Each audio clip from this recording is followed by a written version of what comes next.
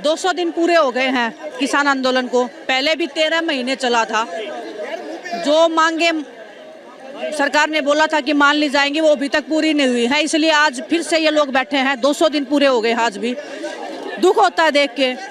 सभी देश के नागरिक हैं और किसान ही है जो देश को चलाता है ना। इनके बिना तो कुछ भी नहीं है। हम खिलाड़ी भी नहीं है। अगर ये हमें खाना ना दे तो हम भी नहीं कम्पीट कर पाते हैं। तो बस लाचारी महसूस होती है कई बार कि हम कुछ कर नहीं पाते हैं। हम देश को रिप्रेजेंट करते इतने बड़े बड़े लेवल पे, लेकिन अपने परिवार को दुखी देख के हम कुछ कर नहीं पाते हैं। तो बस सरकार से यही निवेदन है कि सुनना चाहिए। जैसे आपने पिछली बार अपनी गलती मानी थी, आपने माना था कि कुछ गलत हुआ है, उसके बाद आपने जो वादे किए थे वो पूरे करने चाहिए। और ऐसे मतलब हमारा देश ऐसे उन्नति नहीं करेगा। अगर हमारे अपने लोग ऐसे सड़कों पे बैठे रहेंगे तो देश को भी नुकसान होता है इस चीज़ से। विनेश, आपको लगता है कि 200 दिन जैसे पूरे हो गए, लगातार किसान मांग कर रहे हैं अपनी मांगों की बात करवाने के लिए, अभी तक इनकी मांगों को सुना भी नहीं गया, गौर भी नहीं किया। वही बहुत दुख की बात है।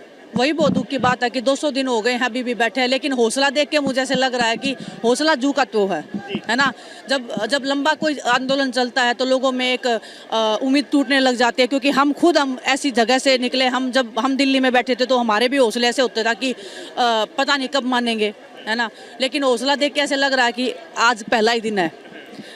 हमारे परिवार को लड़ना आ गया है। शायद उनको पता लग गया है कि अगर उनको अपना हक चाहिए तो मेरे ख्याल से उनको सड़क पे आना पड़ेगा, उनको लड़ना पड़ेगा। और इन्हीं से देख के हमें भी मतलब बहुत हौसला मिला था कि हमें लड़ना सिखाया था, अपने हकों के लिए लड़ना सिखाया था, सच्चाई के लिए बोलना सिखाया था। तो बस मैं शुक्रगुजार हूँ परमात्मा की कि ऐसे परिवार में जन्म दिया उन्होंने, ऐसा मौका दिया मुझे कि इस परिवार को मैं जानूँ, इस परिवार के दुख में सुख में हिस्सेदारी बनी रही मेरी। तो बस वही है कि सर मुझे नहीं पता पॉलिटिक्स का। मुझे पॉलिटिक्स का इतना नॉलेज नहीं है, सच्चाई बता रही हूँ। कभी इतना उसमें डीप में गई नहीं हूँ। आप खेलों की पूछोगे तो मैं बता सकती हूँ। लेकिन हर जगह पे किसान है ना। वो अगर नाराज है तो आपको वो खिलाड़ियों पे भी नुकसान होता है। अगर वो हमें खाना नहीं देंगे, मैं वही बोल रही हूँ, अगर वो हमें खाना नहीं देंगे तो हम कैसे कॉम्पीट करेंगे।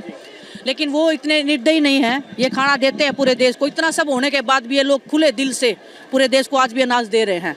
ये चाहे तो सब कुछ बंद कर सकते हैं देश का, लेकिन बड़ा दिल है इनका बहुत ज़्यादा। और सरकार को भी बड़ा दिल दिखाना चाहिए इस मामले में।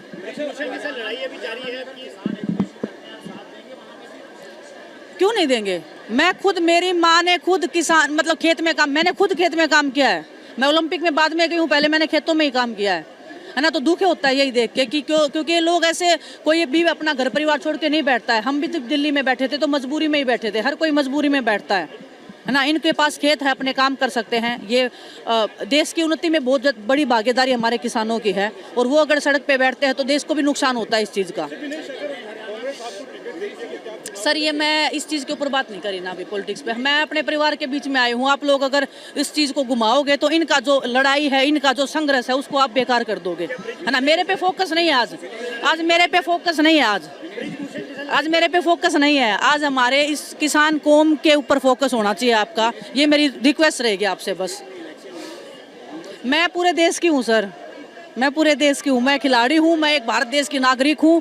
किस स्टेट में इलेक्शन है उससे मेरा कोई मतलब नहीं रहता है कभी भी। मेरे को बस एक ही पता है कि मेरा देश का नुकसान हो रहा है। मेरे देश के जो किसान है वो परेशान है।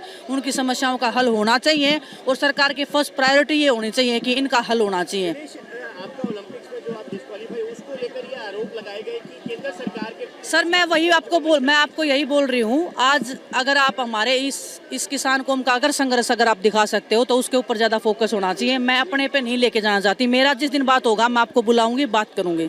लेकिन ये आप उस चीज़ को अगर दूसरी तरीके में हम लेके जाएंगे तो इनका संघर्ष बेकार हो जाएगा, है ना। तो आप सब आ रहे हो यहाँ पे, आप लोग इनको कवर कर रहे हो, मेरे लिए बहुत बड़ी खुशी की बात है कि आप लोग साथ दे रहे हो।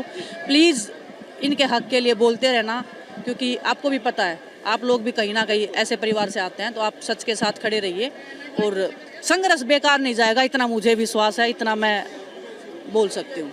धन्यवाद आप सब।